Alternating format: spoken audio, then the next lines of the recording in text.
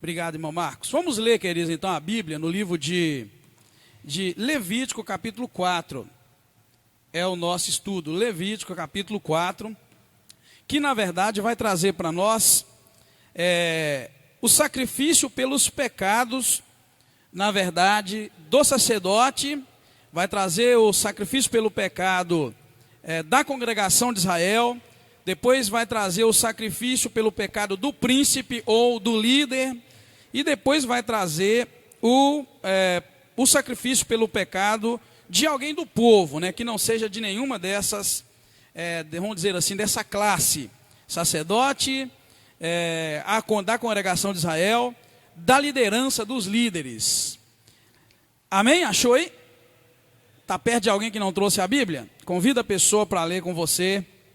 Se tiver alguém aí perto de você que não trouxe a Bíblia, convida a pessoa para ler nessa hora.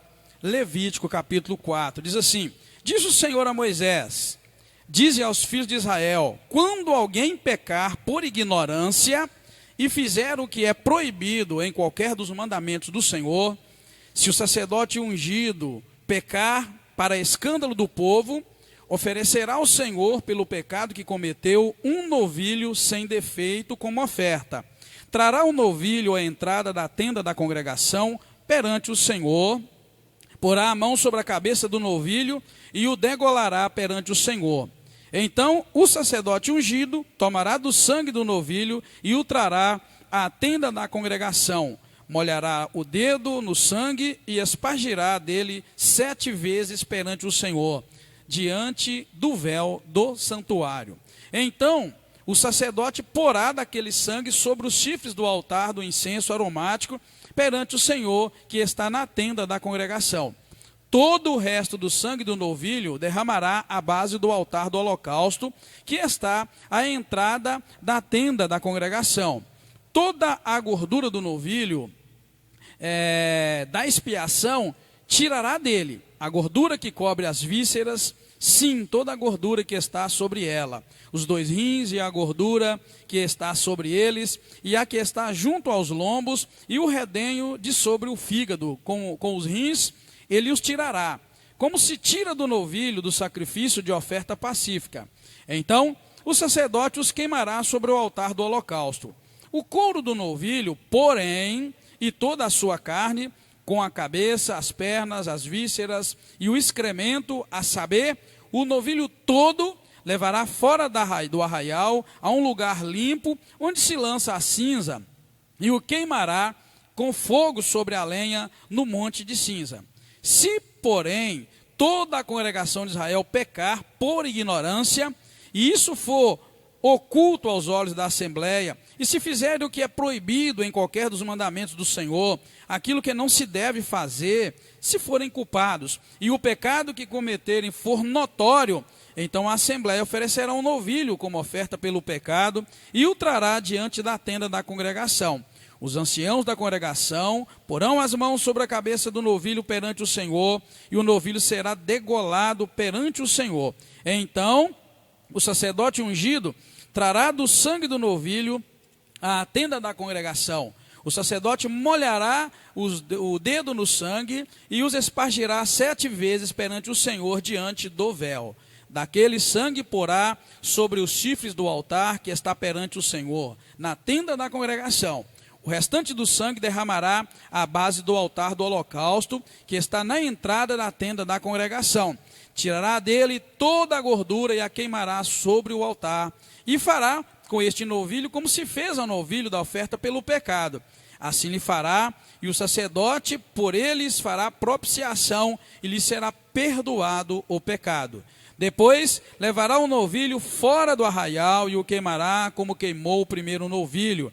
É oferta pelo pecado da assembleia.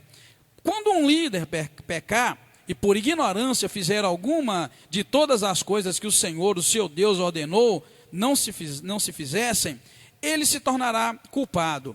Quando o pecado que cometeu lhe for notificado, então trará por sua oferta um bode sem defeito, porá a mão sobre a cabeça do bode e o degolará no lugar onde se degola o holocausto perante o Senhor. É oferta pelo pecado. Depois, o sacerdote com o dedo tomará do sangue da oferta pelo pecado e o porá sobre os chifres do altar do holocausto. O restante do seu sangue derramará à base do altar do holocausto. Também queimará sobre o altar toda a sua gordura, como a gordura do sacrifício de oferta pacífica. Assim, o sacerdote fará por ele expiação do seu pecado, e ele será perdoado.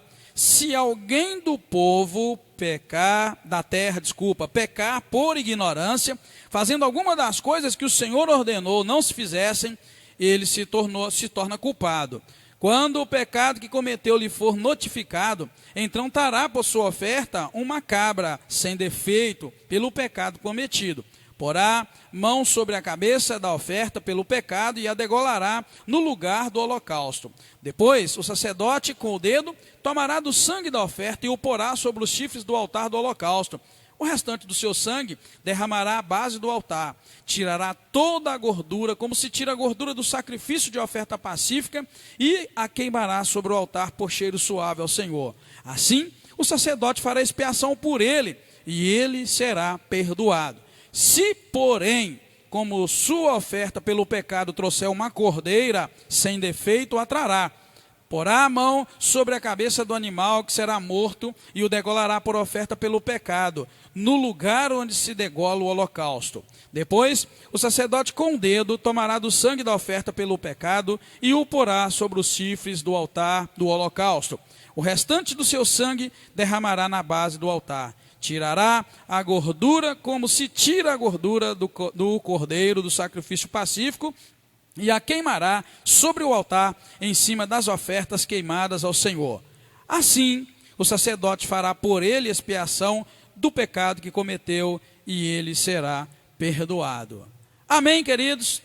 Com muito cuidado, com muito zelo, com muita preocupação, para não falar coisa errada, nós estamos agora no capítulo 4 do livro de Levítico. Na verdade, estamos vendo ainda os sacrifícios.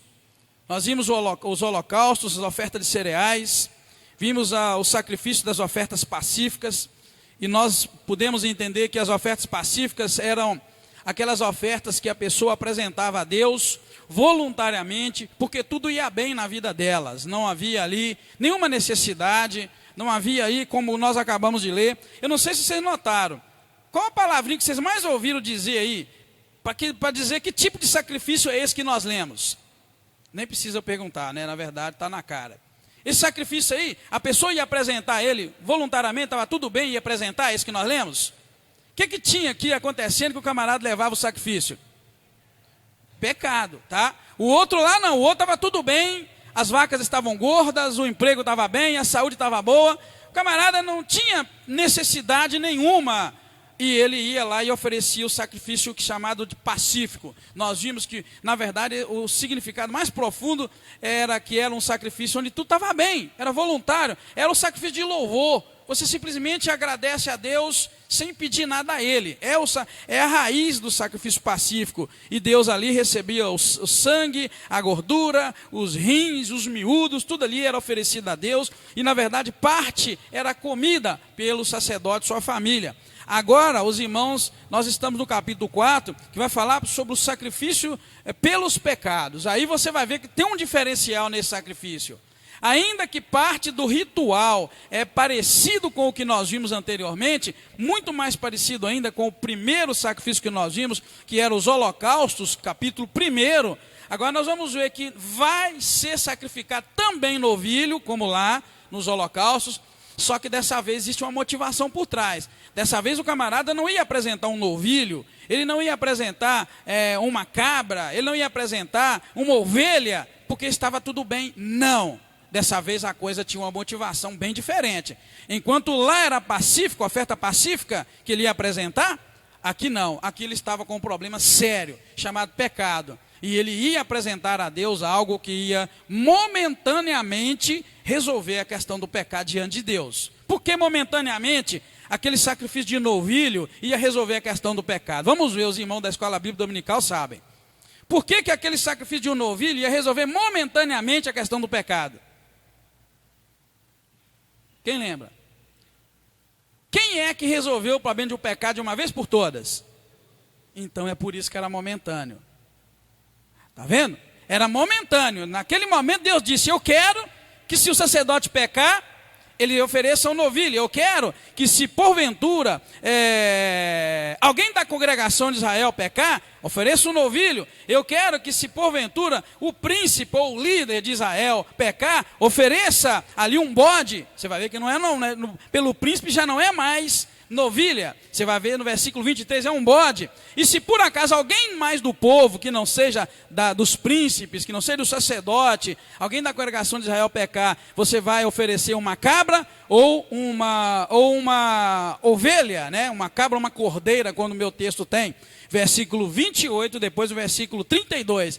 Você vê que aqui não era algo que tranquilo do coração, voluntário. É diferente. Havia um pecado, então eles iam oferecer sangue de animal para resolver momentaneamente a questão do pecado. Por quê? Porque a solução definitiva para o pecado, nós sabemos que veio em Jesus Cristo, quando Jesus morreu na cruz do Calvário. Amém, irmãos? Tem alguém que tem dúvida ainda que Jesus, o sangue de Jesus, resolveu de vez? Não? Amém? Está todo mundo tranquilo aí? É verdade isso?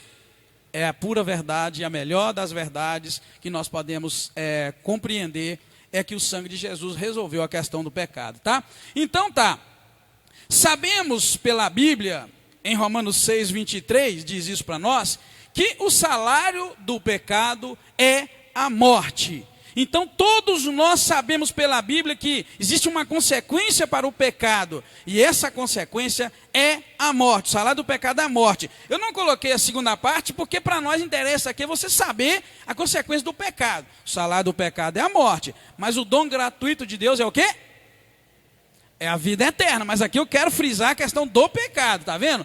Sabemos que a morte é o salário do pecado.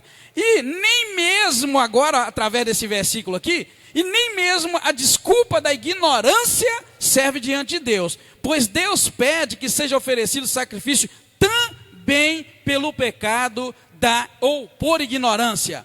O que você me diria que é um pecado por ignorância?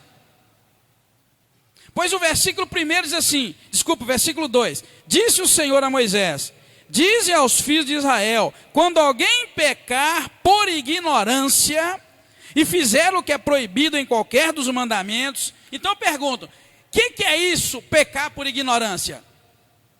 Pode falar, hoje é estudo bíblico. Só não pode falar todo mundo e nem falar muito, mas pode falar. Vamos lá, o que é pecar por ignorância? Ok, a irmãozita disse que pecar por ignorância é pecar sem saber que estava cometendo um pecado. Tem mais alguém que quer dizer outra coisa ou a mesma coisa? Isso. Mas eu quero que você saia daqui sabendo disso. Porque às vezes a gente vem para um estudo, engole tudo que o professor fala, mas a gente não para pensar. O que Deus está dizendo aqui? Que dizer que existe um tipo de pecado que você o comete sem saber que está pecando. Mas eu coloquei isso aqui, eu coloquei essa palavra desculpa. Onde eu pus desculpa aí? Me ajuda a ver. Isso. Deus está dizendo para nós que nem mesmo a desculpa da ignorância se perder dele.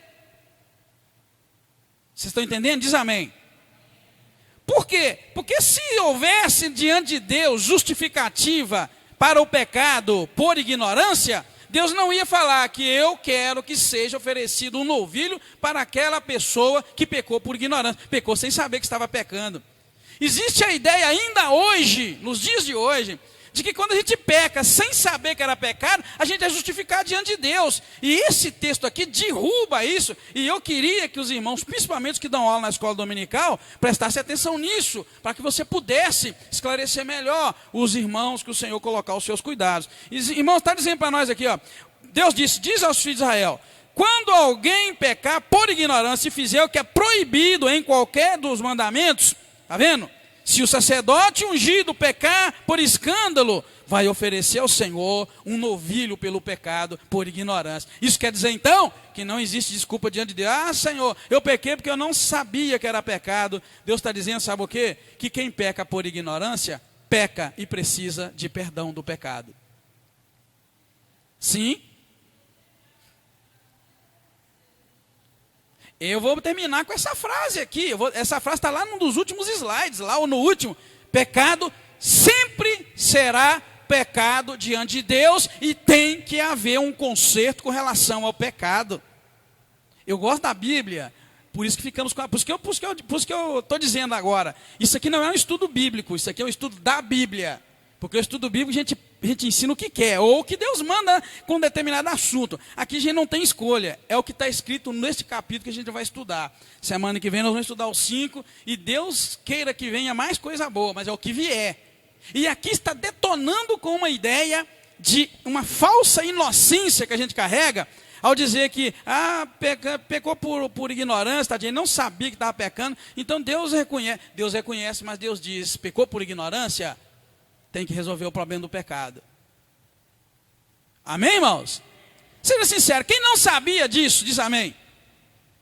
Então todo mundo, não, tem um irmão que não disse amém, mas levantou o dedo. Também fui muito indiscreto, diz amém. Talvez eu pegar, levanta o dedinho bem baixinho, outros iam levantar. Querido, você precisa saber dessas coisas da Bíblia. Eu já ouvi demais. Não, tadinho, pecou por ignorância, então Deus nem considera. Isso é antibíblico, isso é mentira.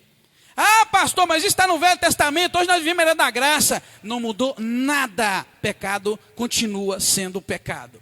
Mudou a forma de resolver a questão do pecado. Aqui se você pecasse por ignorância, você ia ter que oferecer um novilho. Agora, se você pecar por ignorância, não ofereça mais novilho. Vai, o sangue de Cristo Jesus foi derramado, e o sangue do Senhor Jesus Cristo nos purifica de todo o pecado e nos justifica. Então vai no sangue de Jesus Cristo, você tem que apresentá-lo, porque ele é a questão, ele resolve a questão do pecado. Então, querido, a gente às vezes comete erros profundos por não conhecer, errais por não conhecer as Escrituras e nem o...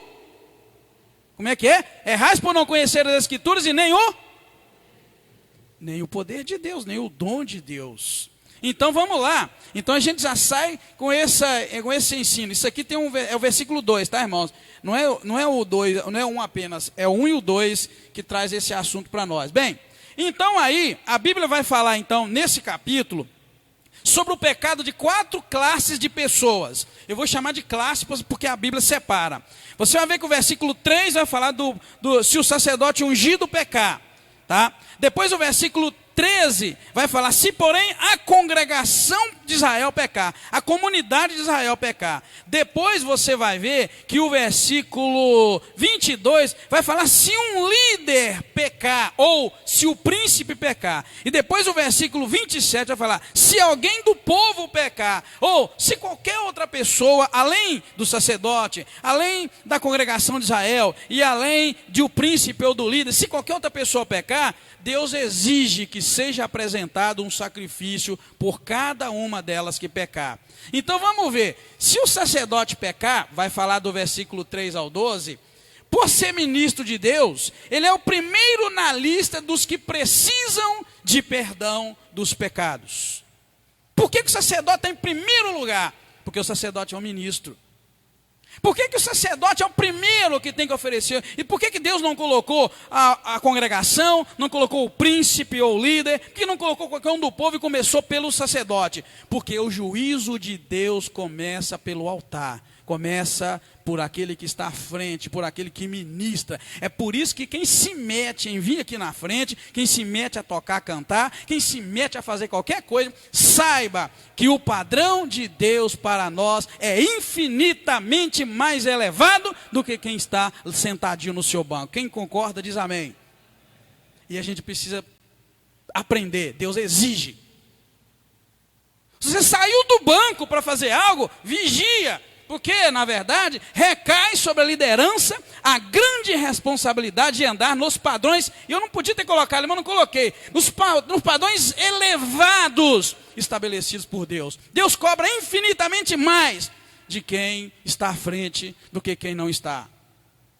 Por isso, uma determinada pessoa um dia chegou, pastor, eu queria que o senhor me desse um cargo na igreja, porque quando eu tenho um cargo, eu fico mais firme.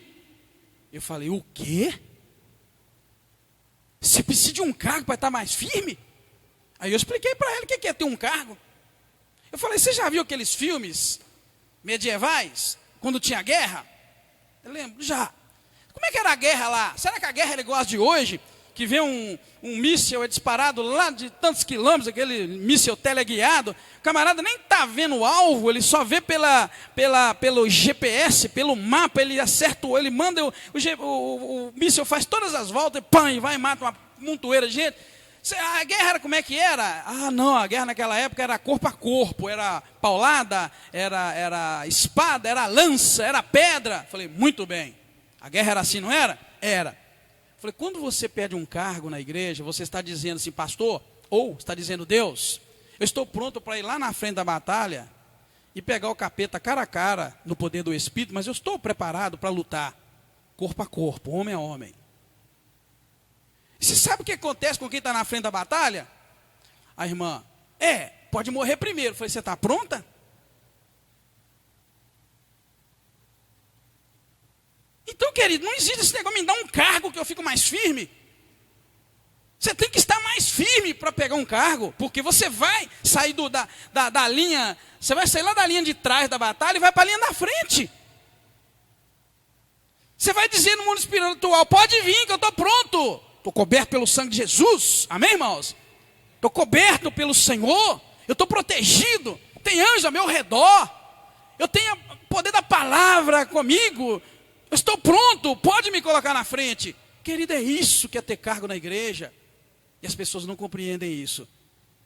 E aí eu disse, irmã, se eu te colocar na batalha, você vai morrer primeiro do que os soldados que estão atrás. Você acha que eu posso te colocar? Não, pastor, eu tenho que me preparar. Ótimo, então você compreendeu o segredo da coisa. Querido, para você trabalhar na tua igreja, você não precisa ser o melhor pregador, você não precisa ter as melhores roupas, você não precisa ter diploma nenhum, mas você precisa saber que você está entrando na frente da batalha. Quantas pessoas você conhece, não é para você falar, é claro, que quando começa a trabalhar na igreja, começa a murmurar e reclamar. Ah, depois que eu peguei tal cargo, a minha vida está um desespero. Está no lugar errado. É o primeiro sinal que você está no lugar errado. Por isso que eu disse que nós não estamos aqui estudando estudo bíblico, estamos estudando a Bíblia.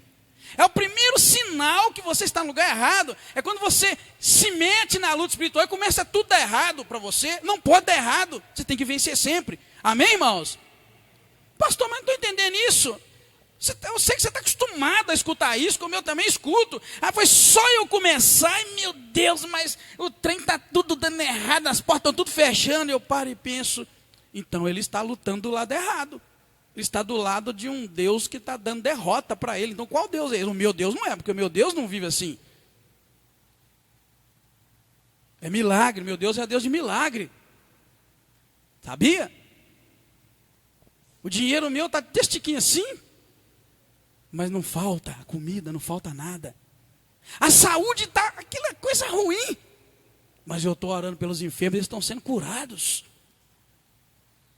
Ou seja, não é que está na luta, você vai ter as melhores roupas, os melhores tudo, mas você vai estar sempre firme, você vai ter uma palavra de vitória, você não vai conversar com ninguém e dizer, nossa, mas depois que eu entrei para a obra está tudo ruim. Isso é palavra que não vem de Deus. Você via Jesus reclamando que estava tudo ruim? Quem me diz, quando Jesus ficou reclamando que estava tudo ruim? Na hora de morrer, nos últimos minutos, Jesus estava tão bem, que ao invés de murmurar, ele virou e falou, Pai, perdoa-lhes, porque eles não sabem o que fazem. O camarada estava tão bem, que eles tinham acabado de arrebentar com ele, cuspiram neles, bofetearam, humilharam, maltrataram, fizeram um punhado de coisa ruim com ele, e ele estava tão bem, tão na graça, ele entendia tão bem o propósito de Deus na vida dele, que ele virou, Pai, perdoa eles não sabem o que estão fazendo. Não sabe? Eu é que não sabia. Eles sabiam o que estava fazendo, mas Jesus estava numa outra dimensão, estava vivendo uma outra, como eu diria, um outro reino, o reino do Espírito, o reino de Deus. E ele, quando orou, pediu a Pai para perdoar aquele povo, porque ele não tinha uma visão humana da situação, ele tinha uma visão espiritual. E quando você tem uma visão espiritual, ainda que a sua carne esteja moída como a de Cristo, ainda que você esteja sendo envergonhado publicamente como Cristo estava, você compreende que não é aquilo a realidade que você está vendo a realidade do Espírito, você está vivendo o Espírito, você entende que aquilo é plano de Deus, então eu estou muito bem. Amém, irmãos? Amém? Eu estou muito bem, mas Jesus, você está morrendo na cruz, estou muito bem. Mas Jesus está todo sangrento, estou muito bem. Jesus, daqui a pouco você vai morrer, mas estou muito bem. Porque eu não estou aqui para isso. Eu estou aqui para cumprir o propósito do meu Pai e eu estou cumprindo. Então eu estou muito bem. Amém, irmãos? Amém, igreja? Você tem que olhar para a tua vida e parar com essa murrinhação. E olhar e ver se você está dentro do propósito de Deus, vai. Então você está morrendo como Cristo, eu estou muito bem. Pai, perdoa essa turma que me maltrata, porque eles não sabem o que fazem. Por que Jesus orou para eles, perdoa porque eles não sabem o que fazem? Sabe por quê? Porque eles não sabiam que Jesus era o Filho de Deus e ele precisava passar por aquele momento. Estava pecando por ignorância, não estava? Caberia ali um sacrifíciozinho por eles, se fosse um pouco antes. Qual sacrifício seria? Pecado por ignorância? Hã? Vocês estão estudando.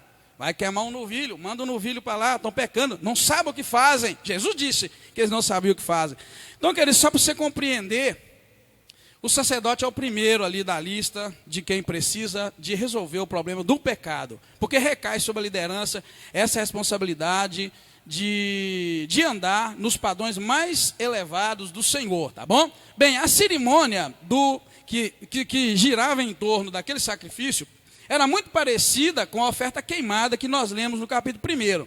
Exceto que o sangue era usado para aspergir diante do véu do santuário e sobre os chifres do altar. Porque este sacrifício era diferente daquele sacrifício pacífico, diferente do holocausto. Agora, o sangue deveria ser espargido e colocado sobre os chifres do altar, tá bom? Agora, do versículo 13 ao 21, você vai ver que a Bíblia vai narrar sobre o pecado da congregação de Israel, ou a comunidade, vamos dizer assim. Versículo 13 diz: se, porém, toda a congregação de Israel pecar por ignorância, e isso for oculto aos olhos da Assembleia, e se fizer o que é proibido em qualquer dos mandamentos do Senhor, aquilo que não se deve fazer, e forem culpados, e o pecado que cometerem for notório, então a Assembleia oferecerá um novilho, como oferta pelo pecado, e o trará diante da tenda da congregação. Você vai ver isso a partir do versículo 13 até o 21. Então, veja bem, deveria ser coberto o pecado coletivo, o pecado da congregação deveria ser coberto em um ritual muito parecido ao do pecado do sumo sacerdote. Só que você vai ver no versículo 13 que eram os anciãos que degolariam o animal perante o Senhor. Veja e acompanhe na sua Bíblia aí. Então, versículo 15. Os anciãos da congregação porão as mãos sobre a cabeça do novilho perante o Senhor, e o novilho será degolado perante o Senhor. Então o sacerdote, verso 16, trará o sangue do novilho à tenda da congregação, e o sacerdote molhará o dedo naquele sangue e o espargirá 7 vezes perante o Senhor, diante do véu. Daquele sangue, está vendo? Porá sobre os chifres do altar que está perante o Senhor, na tenda da congregação. E o restante do sangue derramará à base do altar do holocausto, que está na entrada da tenda da congregação. Então você nota que ele é muito parecido com o sacrifício pelo pecado do sacerdote. Só que dessa vez os anciãos. Os irmãos sabem que os anciãos trazem sobre eles a responsabilidade da idade, da sabedoria.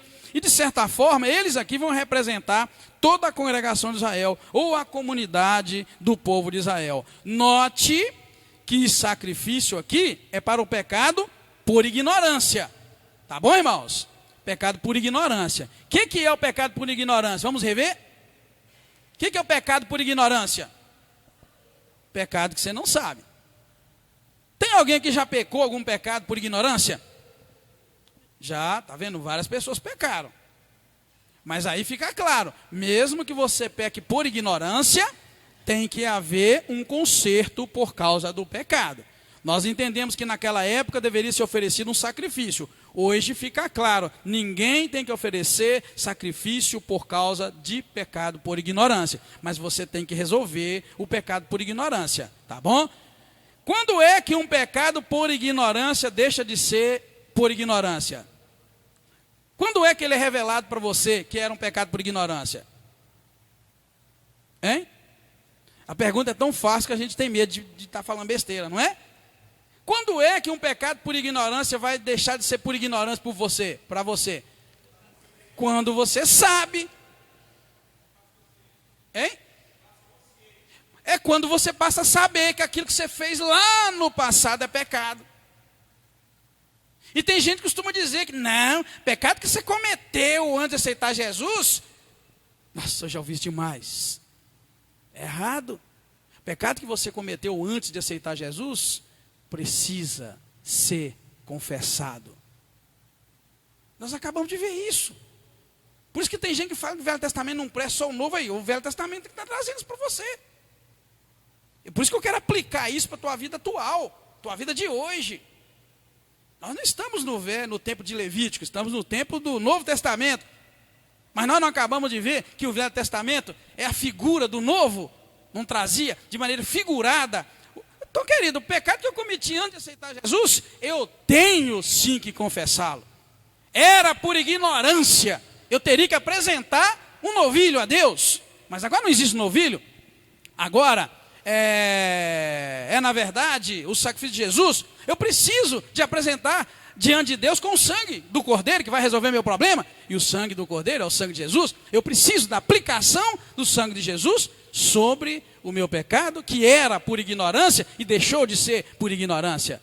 É por isso que Jesus disse, conhecereis a verdade, e a verdade, você precisa conhecer, você precisa estudar a Bíblia. Já foi dito aqui nessa igreja, e está muito certo, que o melhor culto que crente tem que ir, não é o de domingo, que é evangelístico. O melhor culto é o culto de estudo da Bíblia. Você precisa aprender os pecados que você fez por ignorância e dar um jeito de Deus a resolver aquele problema, você ser abençoado. Amém, irmãos? Esses crentes só vêm domingo, domingo você só escuta pregação evangelística. Crente tem que comer Bíblia depois que aceitou Jesus. Amém, irmãos? Concorda? Crente tem que participar de escola bíblica dominical, estudos os mais diversos, para que ele aprenda, para não continuar na ignorância, sabendo que mesmo os pecados por ignorância precisam ser trabalhados, precisam ser resolvidos. Eu não sei se eu coloquei ali, mas eu acho que eu não coloquei não. Um bom exemplo de o pecado por ignorância de um príncipe ou de um líder, que depois ele é avisado.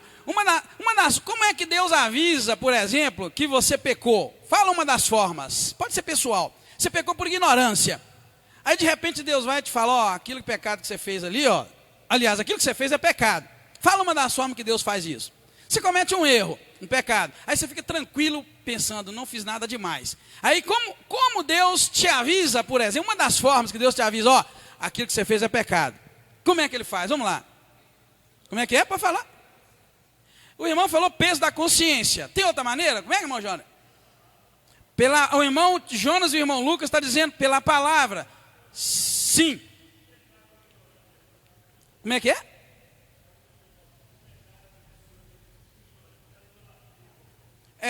O irmão Jonas está dizendo que um dos pecados por ignorância muitas vezes é a idolatria.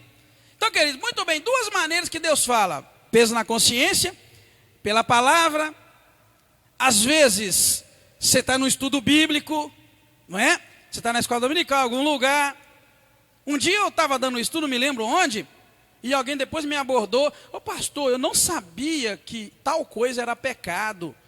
Falei, ô meu Deus, não sabia? Não. Mas agora passou a saber, tá vendo? A pessoa descobriu, num estudo bíblico. Agora, a melhor forma de Deus falar individualmente é aquilo que o Fred diz, peso na consciência. Eu já mudei a palavra de peso na consciência, eu já usei muito a consciência da gente. Eu prefiro usar, dizer que peso na consciência, na verdade, é o Espírito de Deus falando com o Espírito do homem, dizendo, é errado. Então eu não gosto muito da palavra peso na consciência, porque o peso na consciência é uma maneira muito humana, muito material de dizer. Eu diria que o peso na consciência é a Espírito Santo de Deus falando com você, isso é errado. E ele não para. E quando esse peso que ele está falando, quando você compreende que o peso na consciência é Deus te falando, sabe que não para, aqui não para. Você tenta mudar, você faz uma festa, você faz um churrasco, e você está bem alegre no meio de todo mundo, ele vem e te fala, você perde a graça. Enquanto você não resolve aquele negócio, aquele peso da consciência não sai. Eu já disse, o que é esse peso na consciência? É aquele sinalzinho, igual sinal semáforo lá fora. Peso na consciência é aquela luzinha, como é que é a luz de cima é a vermelha, né? Como é que é? Vermelho, amarelo e verde. Peso na consciência, o Espírito Santo de Deus falando com o eu interior, com o homem, com o espírito do homem. O Espírito de Deus falando com o espírito do homem, geralmente são esses 3 sinais. Vermelho, amarelo e verde. Deus só te fala essas 3 coisas. Ele fala vermelho. O que é o vermelho? O vermelho é o quê? Como é que é o vermelho? Não vai. Você vai se danar, não vai. E o amarelo é o quê? O amarelo, na verdade, é pare.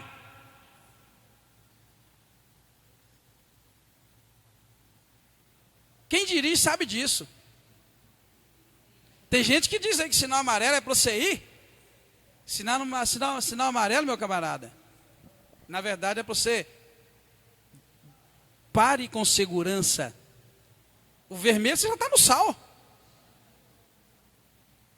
Todo motorista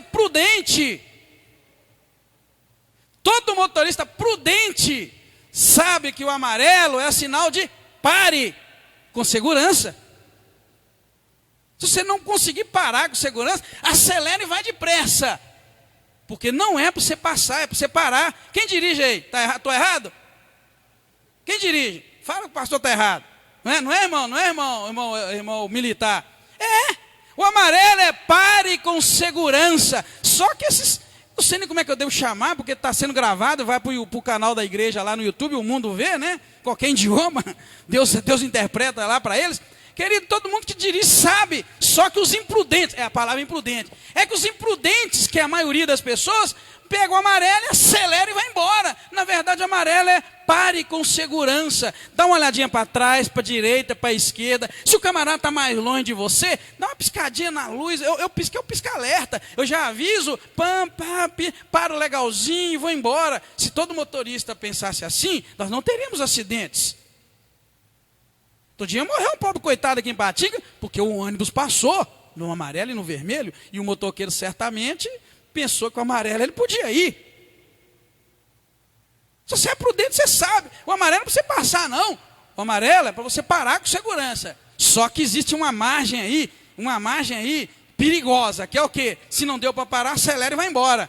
Mas certamente você sabe que tem lá do outro lado um camarada que conta já. Ele fica, na verdade, os imprudentes, ele não olha para o semáforo dele, ele olha para o outro semáforo, não é assim? Ele olha para o outro, não é ou não é? Fala comigo, motorista, é ou não é? O imprudente, ele olha para o outro semáforo, ele não olha para o dele, ele olha para o outro. Quando ele viu que amarelou para o outro, ele vaza fora. Está amarelo por de lá, que seria pare com segurança. Só que eles entendem que o amarelo você pode vazar fora. Aí o outro de cá, que também é imprudente, bate. Então, querido, eu sempre disse para vocês, essa voz da consciência, esse peso da consciência é vermelho, não vai. O amarelo, para com segurança, ainda dá tempo de você parar. E o verde, vai embora. São as 3 vozes interiores que você ouve o tempo todo. E nessa minha caminhada com o Senhor, principalmente na área do aconselhamento, eu tenho perguntado às pessoas que quebraram a cara no pecado. Aí quando a gente tem muita intimidade, a gente pergunta, eu posso te fazer uma pergunta? Eu já faço sempre essa pergunta. Você foi avisado que você, ou avisada, que você cairia nesse pecado? Você sentiu algo te avisando? E todos que quebraram a cara e se arrebentaram no pecado, que eu perguntei, disseram, pastor, sim. Eu ouvi algo lá dentro de mim, me dizendo, não faz isso. Eu falei, mas e aí, o que te levou a fazer? Pastor, não sei, era uma força muito grande, mas eu ouvia, pastor, dentro de mim, algo dizia, não faz, não vai, não dá certo. Então, querido, é a luzinha, é a voz de Deus, a voz do Espírito Santo de Deus, nos tirando da ignorância, é Deus avisando, não vai, isso é pecado. Você não tinha estudo para te ensinar, mas a voz de Deus fala anterior, não faz esse negócio, não compra, não viaja, não vai para tal lugar, não entra nesse envolvimento, não entra nessa sociedade, não mistura com isso, não faz aquilo. É aquela vozinha dizendo. Então, meus irmãos, a voz da ignorância, a palavra de Deus nos orienta quanto à ignorância em relação ao pecado, de todas as formas, Deus te avisa, Deus te avisa. Tem um grande pregador, que eu não vou dizer o nome aqui, que não vale a pena dizer, mas é um pregador internacional, que ganhou muitas almas ao redor do mundo na década de 80, que eu me lembro, década de 80 e talvez ainda parte da década de 90, eu não lembro quando ele começou, mas eu posso depois conversar fora do culto para a gente saber lá, com quem viveu mais tempos na presença do Senhor. Esse homem foi avisado pelo menos 3 vezes na igreja dele, que ele estava em adultério. Os irmãos aí, mais da meu tempo aí, sabe quem é. O camarada é um tremendo pregador, ganhador de alma, tinha programa para o mundo afora todo. Deus avisou uma irmãzinha simples da igreja para avisar, depois mais outra pessoa, depois mais uma, mas só que ele era grande demais, ele era um pregador internacional, ele enchia estádios, ele ganhava muita alma, e para uma pessoa grande demais, reconhecer a miséria do seu pecado, é muito pesado, é muito difícil, só que ele caiu da maneira mais feia possível.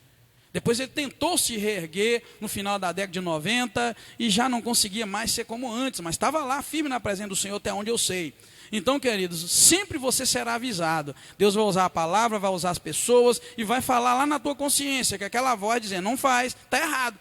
O que você deve fazer então quando aquela vozinha lá no interior dizer para você, não vai, que esse tempo vai dar errado? O que você deve fazer? Não ir. Obedeça. Obedeça e simplesmente. Eu falo com Deus na minha intimidade, no meu relacionamento pessoal com o Senhor, eu falo com Deus, eu prefiro ser chamado de mole, de banana, de mosca, mas não pecar. Então, quando eu sinto aquele sinalzinho de Deus, não faz, não vai, eu abandono projetos, eu abandono muita coisa. Já abandonei muita coisa, irmão. Já programei viagem com a família e muita coisa. E aquela luzinha lá no fundo, sinalizando um amarelo, eu falei, eu prefiro não entrar nisso, mas se está com a minha consciência, tá vendo lá a luzinha? Com a minha consciência tranquila diante de Deus. E às vezes a gente é chamado de mole, porque você não faz, você é lento, mas é melhor que você erre por ser lento, e Deus sabe que você está sendo prudente e vai te exaltar lá na frente. Amém, irmãos? Do que aquela pessoa afoita que ignora aquela voz falando lá no inconsciente, lá no seu interior, lá no homem interior, no homem do espírito, tentando te guiar e te dirigir. A gente não perde por esperar. Então, querido, o pecado coletivo do povo, da congregação, deveria ser coberto em um ritual que era muito parecido com o do sacerdote, só que os anciãos ali representariam toda a congregação, degolando o animal perante o Senhor. Bem, existe uma outra classe que na minha Bíblia traz a palavra líder. Eu não sei como está na sua, versículo 22. Tem alguém, líder também? Príncipe, né? Os irmãos vão encontrar muita palavra príncipe. O príncipe ou líder é a mesma pessoa dentro da tradução original. Então, quando o príncipe, quando o líder, como ungido de Deus, pecasse, ele, por ser responsável por um comportamento piedoso diante do seu povo, deveria apresentar também a oferta prescrita para o príncipe. Só que para o príncipe, para o líder, não era um novilho, era um bode, tá bom?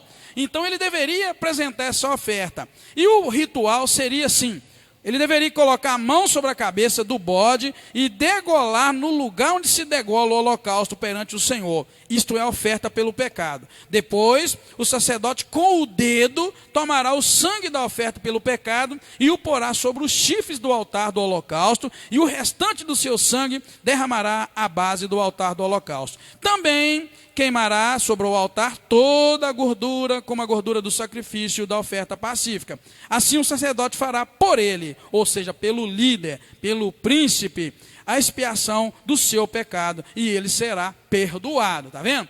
Outra vez, pecado, morte de animal, sangue, e o Senhor resolvendo temporariamente a questão do pecado. Também pecado por ignorância, tá, irmãos? Frisa essa palavra. É pecado por ignorância. É aquele pecado que nós concordamos que é aquele que a pessoa não sabia que era pecado. Mas, pensa comigo, se ele pecou por ignorância,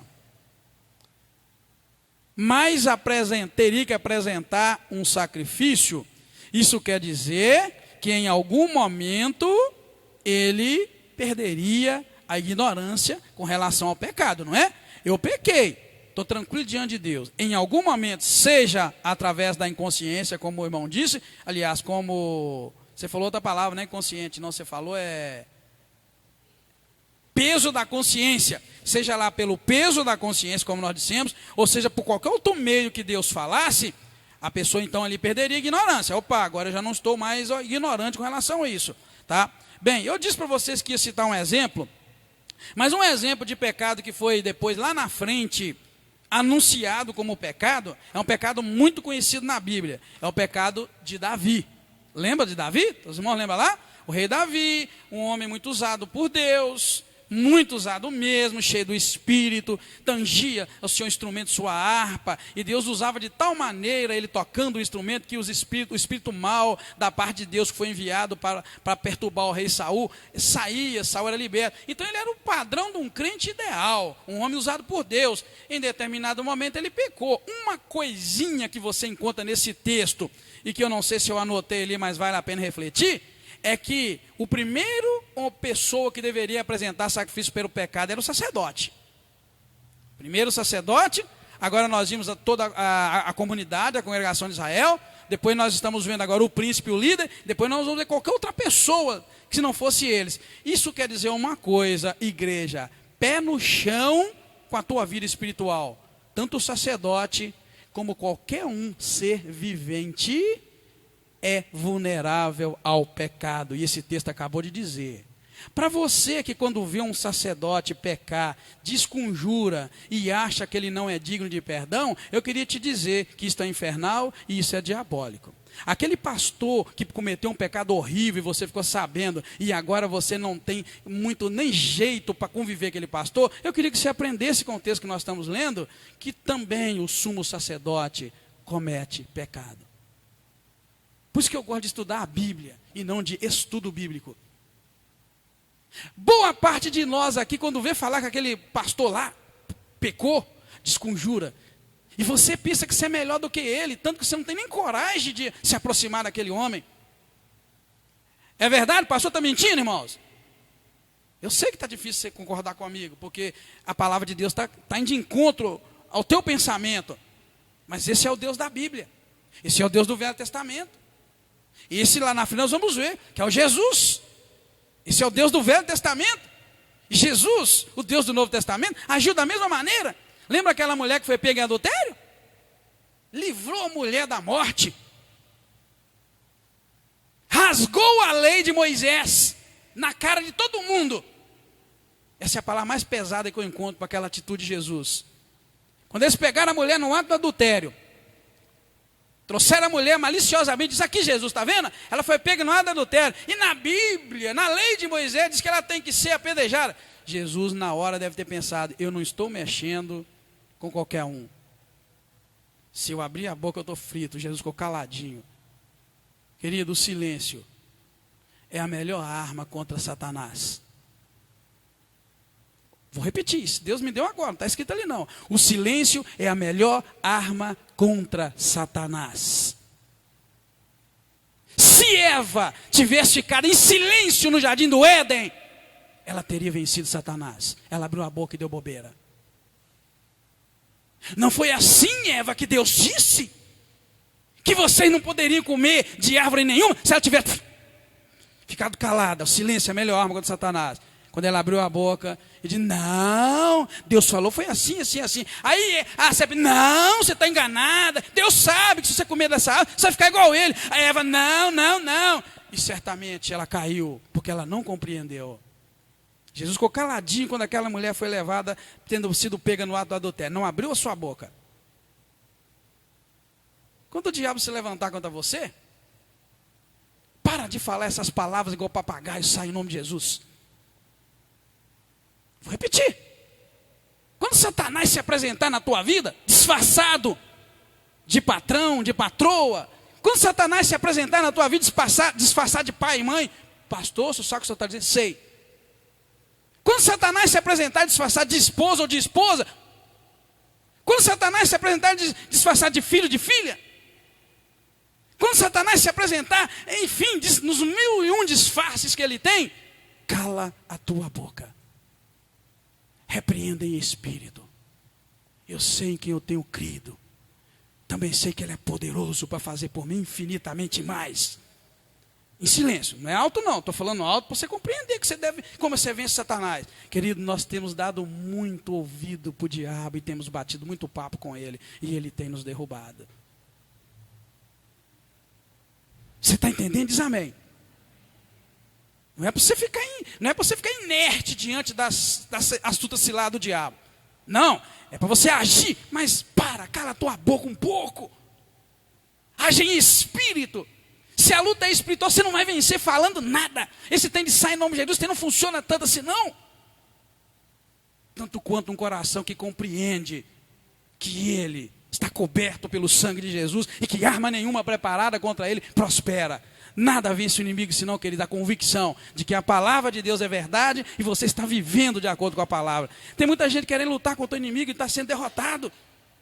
Jesus ficou caladinho enquanto eles acusavam aquela mulher. E eles queriam mesmo, tem que ser apedrejada, tem que ser apedrejada. Jesus abriu a boca e falou pouquinho.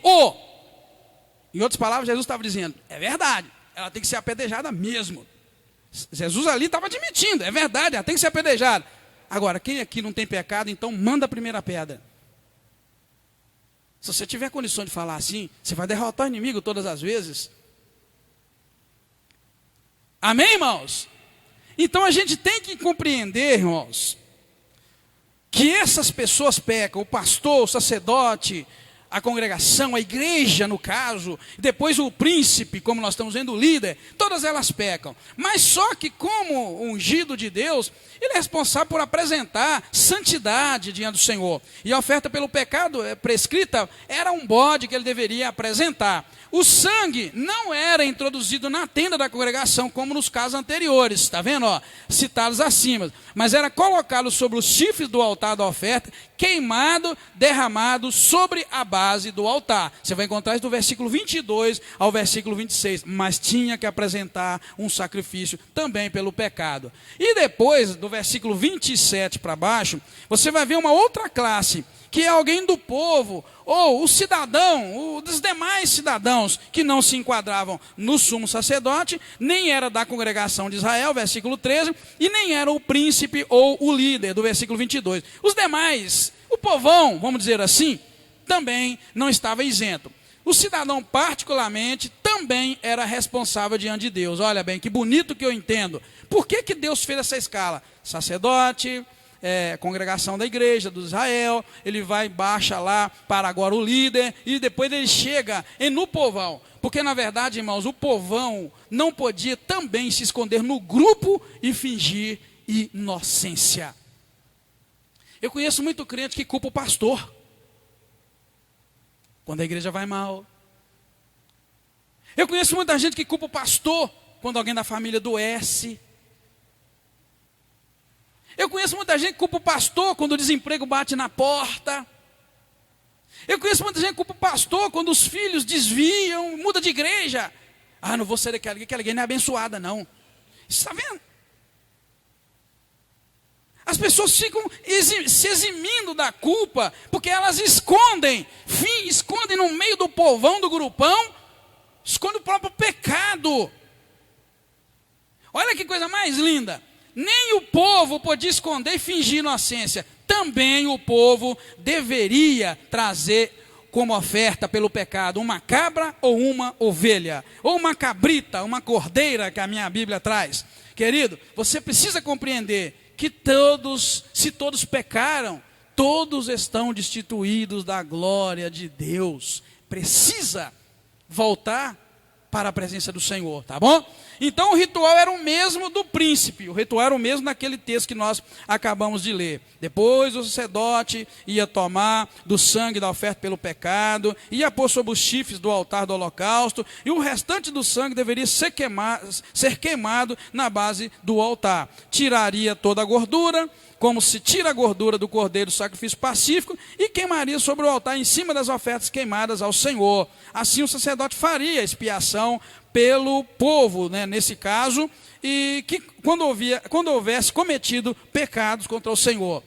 Então o povo também tinha que se responsabilizar pelo seu pecado. Por exemplo, querido, nada melhor do que eu e você nos enquadrarmos nesta lista aí e começarmos a confessar o nosso pecado enquanto nação brasileira. O Brasil não está nos trilhos, não?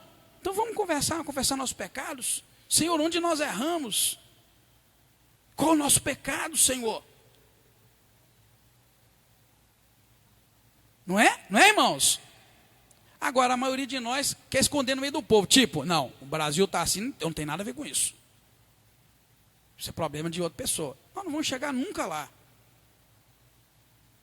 Se esse povo, que se chama pelo meu nome, fizer o quê? Está vendo, irmão? Não está mandando aqueles que estão pulando carnaval se humilhar, não. Se esse povo que se chama pelo meu nome.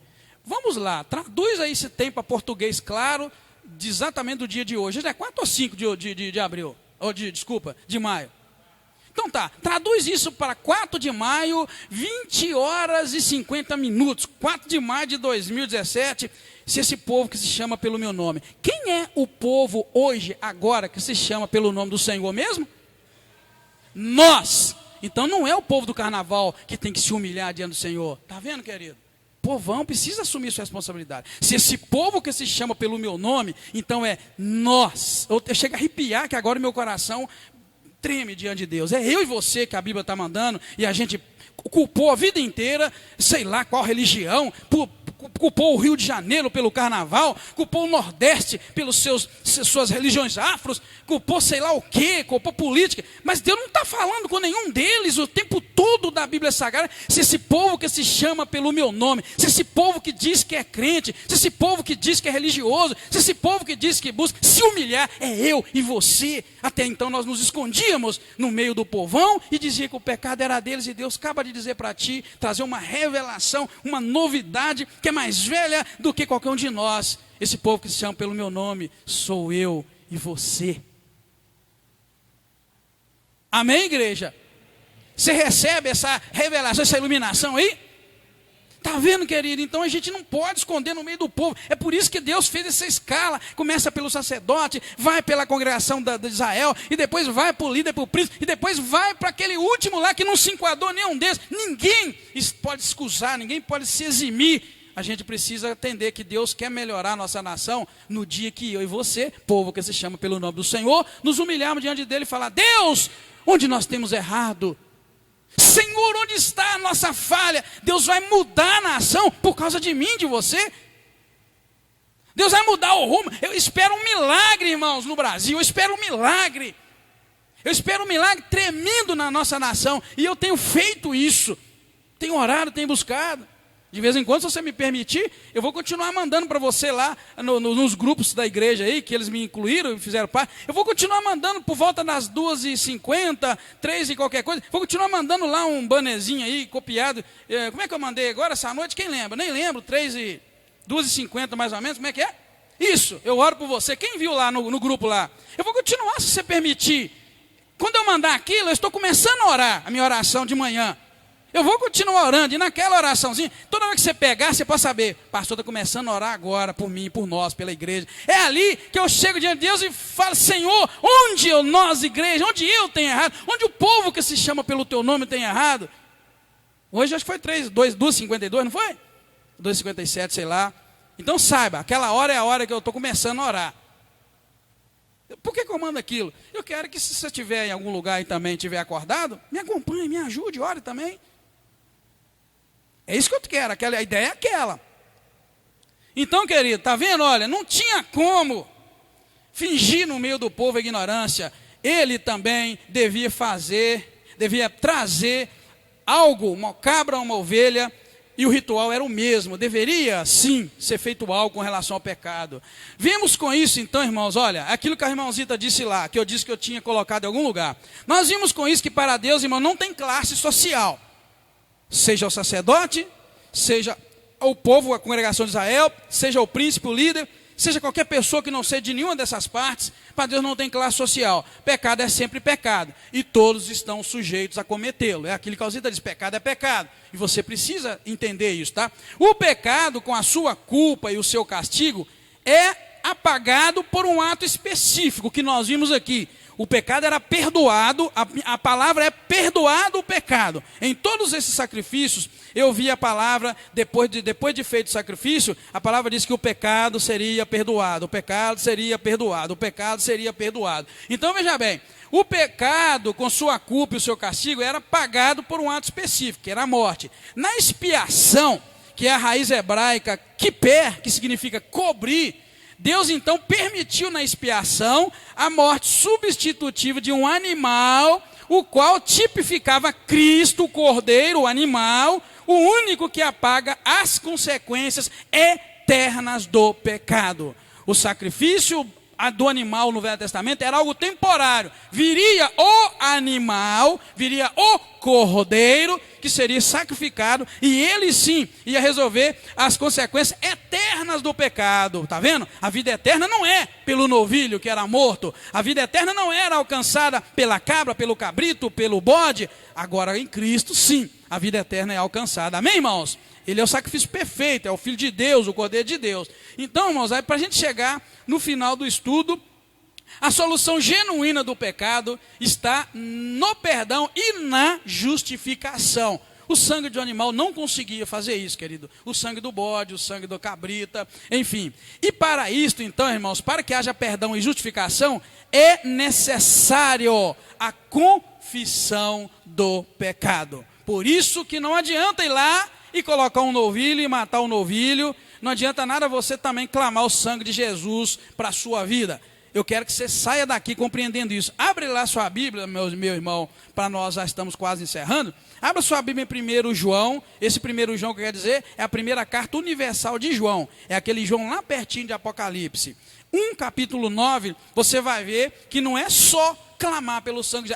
Jesus, eu clamo pelo teu sangue porque eu pequei. Não. Existe um procedimento que todo crente tem que saber. A solução genuína do pecado está no perdão e na justificação. Mas para que haja perdão e justificação, não adianta dar oferta, nem matar cabrito, nem nada. É necessário você confessar o pecado. Amém? Achou aí 1 João 1,9?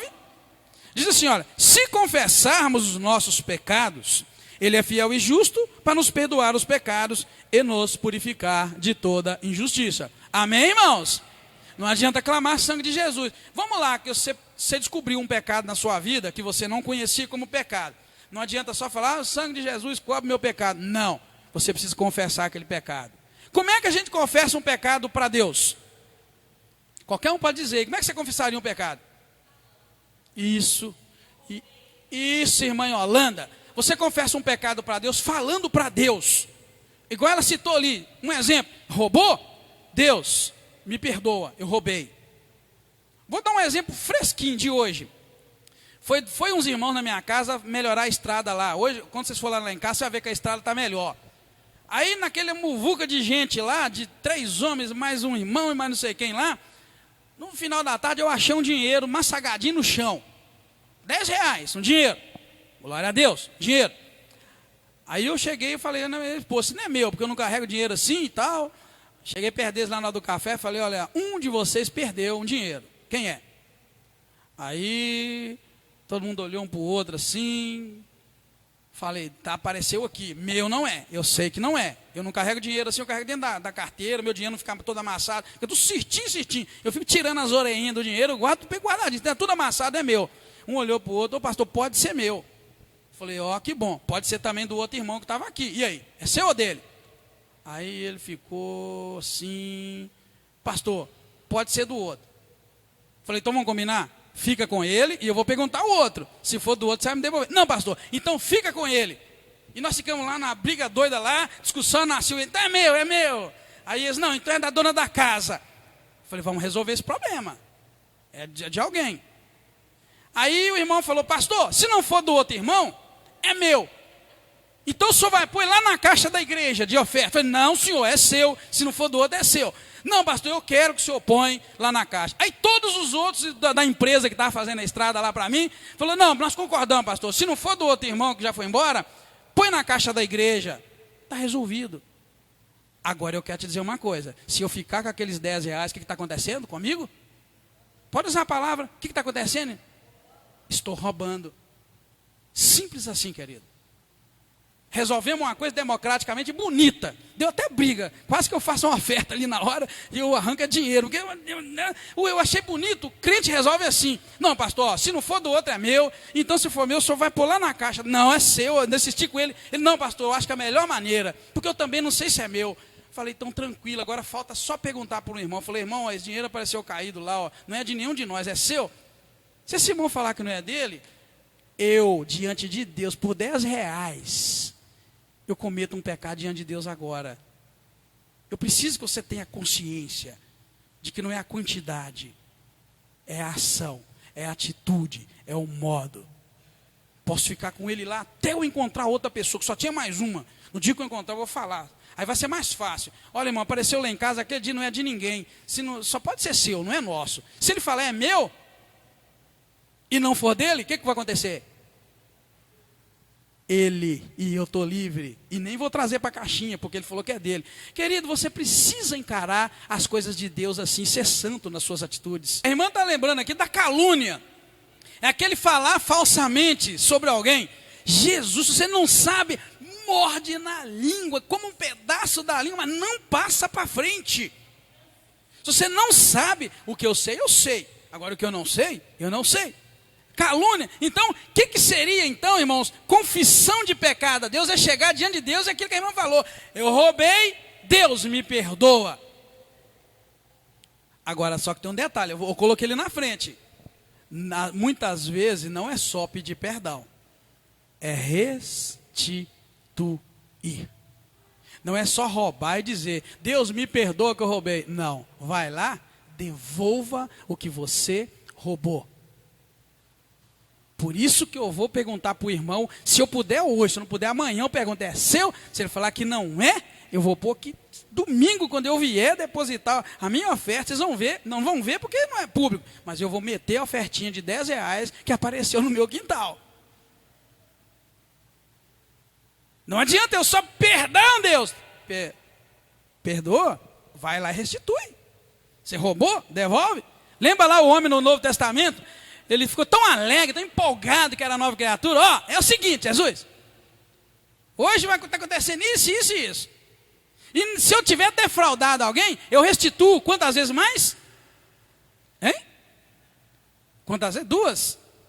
3? 4 vezes mais. Aí Jesus virou para ele, hoje entrou o que nessa casa? Por isso que muitos de nós não tem salvação nenhuma. Porque falta trabalhar o pecado. Está entendendo, irmão? Tem muito pecado na tua vida e na minha vida que ainda não foi tratado. Por isso que hoje a gente é crente, irmãos, que espiritualmente vive mancando.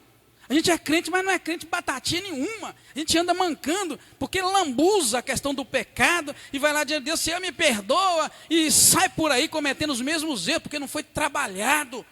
Tem que restituir, tem que pedir perdão.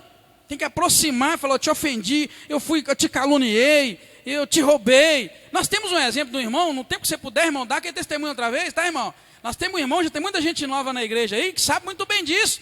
No tempo do pecado, da ignorância, roubou.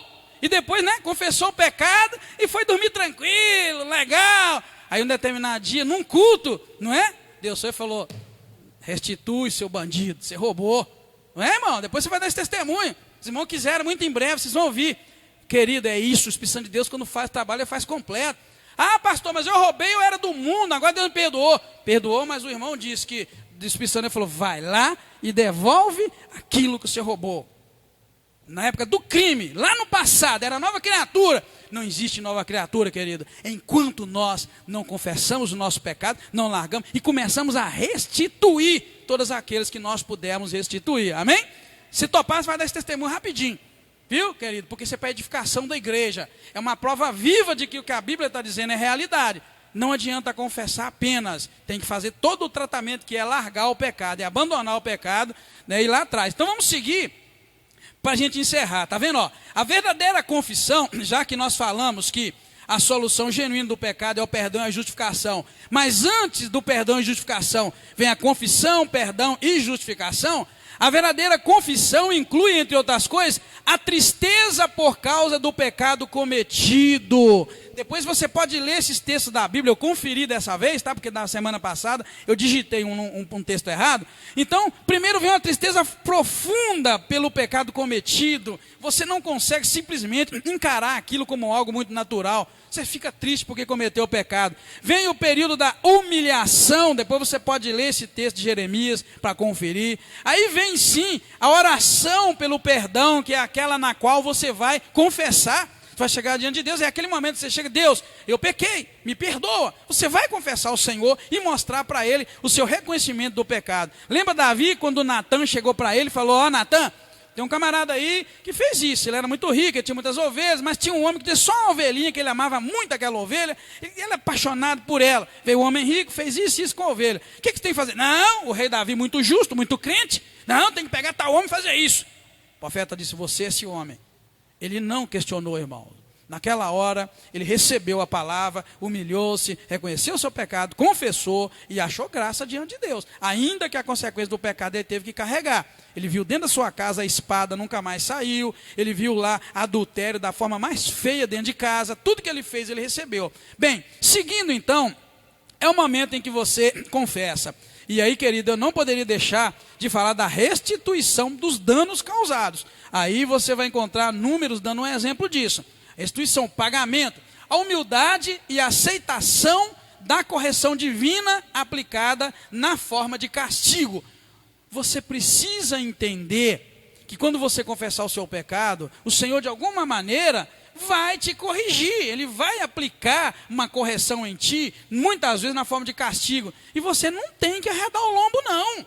Se o Senhor resolver te punir, te castigar, te corrigir, através de um castigo, e oferece o lombo. Por que oferece o lombo? Não, Deus, eu cometi um erro, eu pequei, pode descer o porrete. Eu prefiro apanhar da mão do Senhor do que apanhar na mão do diabo. Prefiro ser corrigido pelo Senhor, então pode corrigir, tá bom? Esdras vai mostrar isso para nós, Neemias, e o abandono daquele pecado. Você vai depois entender que o fim de tudo isso é o abandono do pecado. É aquilo que o pastor Márcio disse, aquele que confessa e abandona. Por isso que eu concordei com o pastor Marci. E concordei com a Bíblia, que a Bíblia que diz isso. Então não é só eu oferecer um novilho. Não é só virar, me perdoa. Não. Tem que aceitar esse processo. Que o processo não é só esse não, tá, irmão? Talvez você vai lembrar de mais coisas que estão relacionadas a esse processo da purificação, da justificação. Isso que nós colocamos é só para te dar um norte. Tristeza, porque reconhece o pecado. A humilhação. Depois a oração de confissão, de pedido de perdão. Depois você vai restituir o dano causado. Depois você vai humildemente aceitar a correção divina aplicada, seja lá na forma de castigo. Às vezes a correção nem é na forma de castigo. Às vezes é o seu pecado que gerou um fruto, alguma coisa, é um relacionamento sexual que gerou um filho, aí através daquele filho, Deus vai te jogar na cara a vida inteira, que você não podia ter feito aqui, pastor, mas Deus joga na cara as coisas que a gente fez. Me ajuda. E como? E como? E como? Lembra lá de Paulo? Quando ele falou que tinha um espinho na carne dele, e ele ainda fala que é um mensageiro de Satanás, enviado por quem? Quem lembra? Um mensageiro de Satanás enviado por Deus, para esbofeteá-lo, bater na cara dele, para que ele não se exaltasse, por causa das revelações que Deus dava para ele. Está vendo, querido? E como Deus te joga na cara o tempo todo? Ele não fala qual era o espinho na carne, mas ele fala que era um mensageiro de Satanás. E não foi Satanás que mandou não, foi enviado por Deus. Você pega lá na Bíblia e confere. Deus envia o mensageiro de Satanás para te bater na sua cara. Paulo disse que ele tinha um espinho na carne. Por isso que tem oração que você não adianta nem orar. Ele falou que orou pedindo a Deus, Senhor me livra, me livra, me livra. O Senhor falou, não vou te livrar. Ele disse mais, Deus disse o quê? Que mesmo? A minha graça te basta. Ou seja, eu vou te jogar na cara o tempo todo, te esbofetear na cara o tempo todo, para que você não se glorie nem se exalte. Então, que ele tem coisas que fica lá, Deus fica lá com aquilo, infelizmente ou felizmente. Então a gente humildemente precisa aceitar a correção. Por fim, você vai abandonar o pecado. É deixar, confessar, ser perdoado, justificado e abandonar. Não pode continuar e nem voltar no pecado. E assim, nós encerramos hoje o capítulo 4 de Levítico.